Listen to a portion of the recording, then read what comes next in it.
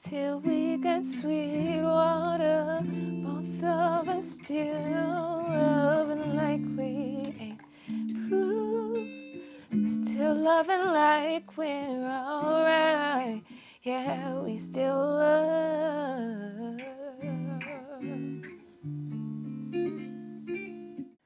Hi, Jada. Hi. Hi, Jada. My name is Akeira Cramer. Either Akeira or Cramer, depending on how you met me and what capacity you met me. I am a writer, a producer, a sister, a daughter, a friend, a director, editor, manager, musician, instrumentalist, the list, animator. I do a lot of things for a lot of people. My work, I feel like my work has always impacted me, and it's usually been pretty personal. Making anything, it's for me and to serve myself. And then as I got older, I think in my after I graduated from college, for sure, I got more into teaching and kind of sharing everything that I'd accumulated with younger people and people who were less skilled in music, guitar, vocals. Um, I just spent a lot of time teaching in my 20s. And as I grew into my late 20s, I was more interested in directing and producing, which you have to gather a lot of people for.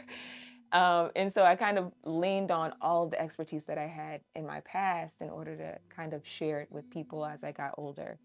And that's been kind of a joy of my life, because I remember when there was a point when I didn't know anything at all, and I was just sitting and hoping that somebody would teach me how to do something.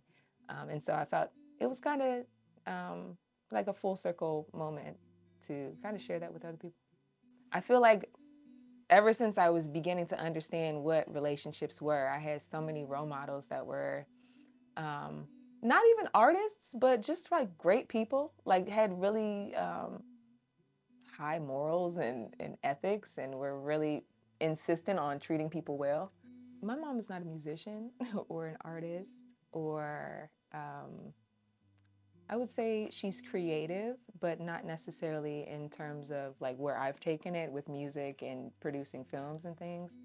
But the gentleness of her mind and her ability to think ahead, plan ahead, and take care of the people who are around her, I've leaned on throughout my entire life. Like how I treat people and how a space feels to each person it feels very like intuitive now because of like that was just that was the environment growing up. So I know what it feels like. I know what to expect and how to make it happen. So I'm really grateful that I was exposed to that growing up because not everyone has that experience of like coming into a room and feeling like I don't have to change myself to be here. I can just walk in and, you know, be who I am and be accepted. And when I think about women in history who made history, I think a lot about the types of freedoms that I experience now that I kind of just accept as my day to day, that were also created by women who came before me and saw a need.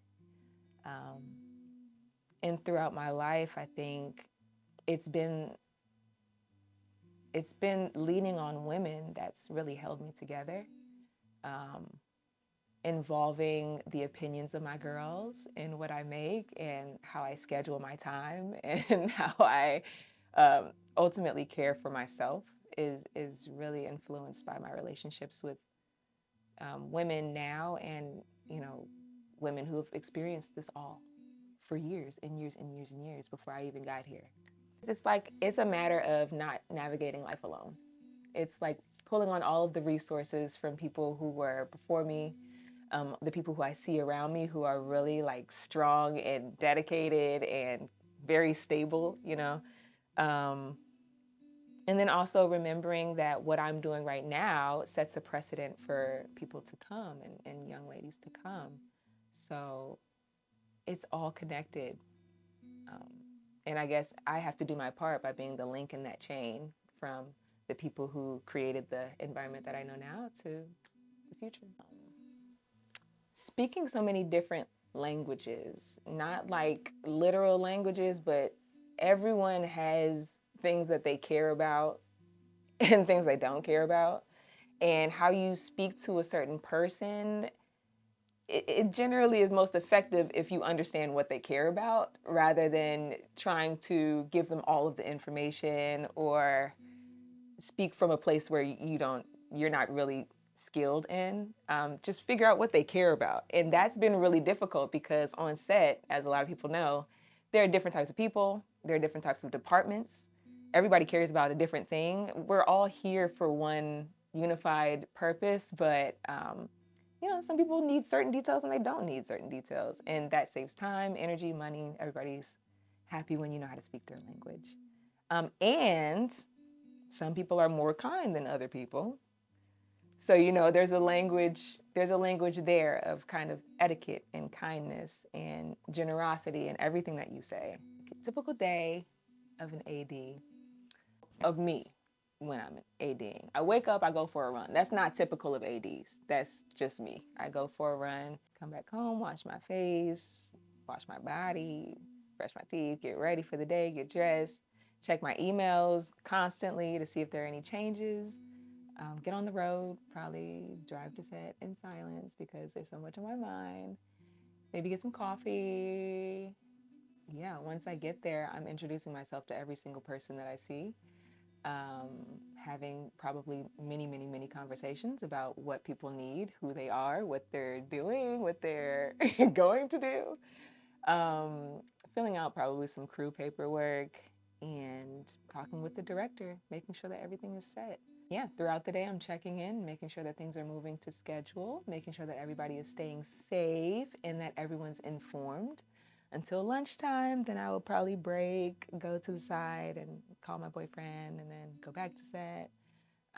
Finish out the day, go home, finish writing my musical, editing some content, probably do some laundry around the house, clean things up, and then go to bed and do it all over again the next day.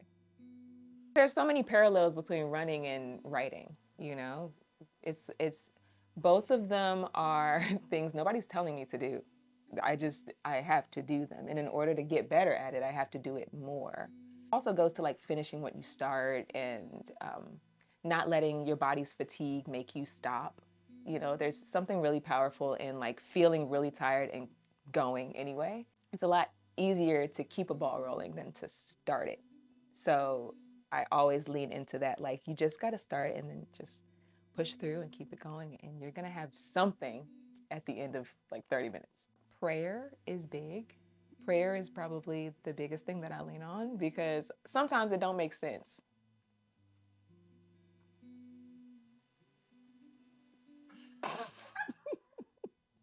I'm so serious though. Sometimes things happen that don't make sense. I could be developing something for months and months and months. And as like the playwright or the composer, I'm doing a lot of behind the scenes work, and a lot of the actors, wardrobe stylists, set designers, they don't know about any of the work that I'm doing while I'm doing it.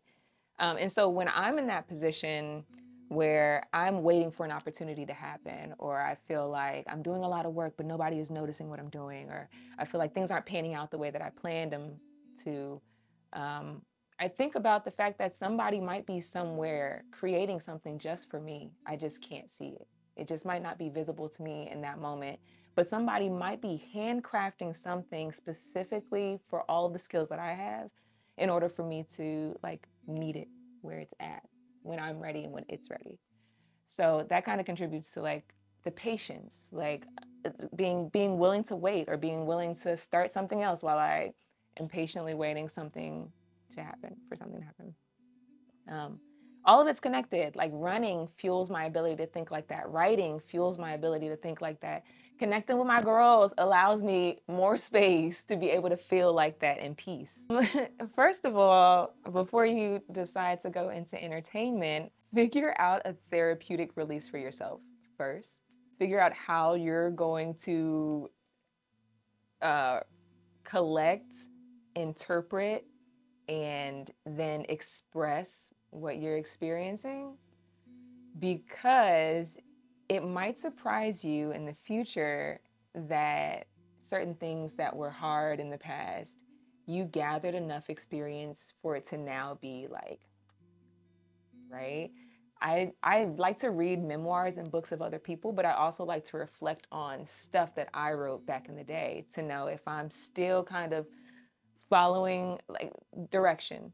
Am I am I still moving in that? Did I get distracted by something and it pulled me in a direction and then I have to find my way back? Am I integrating more things now and I have to kind of like pull everything together? Am I forgetting an aspect of that? All of that will be in a journal or some sort of like documentation. You'll be able to like build upon yourself over time. And I think that's kind of what I did. I used skills that I gathered and I kind of started combining them in various ways. So as now I have like skills that I don't even know how I acquired them. It's just a matter of having done it so much in the past. Record yourself, document yourself, write it out. My name is Akeira Cramer, also known as Cramer, and I'm a woman who makes history. Hey y'all, you don't understand. Got my news in the building. Jada is a woman who made history. She'll be a film of women who make history. She a woman herself. I probably wasn't focused.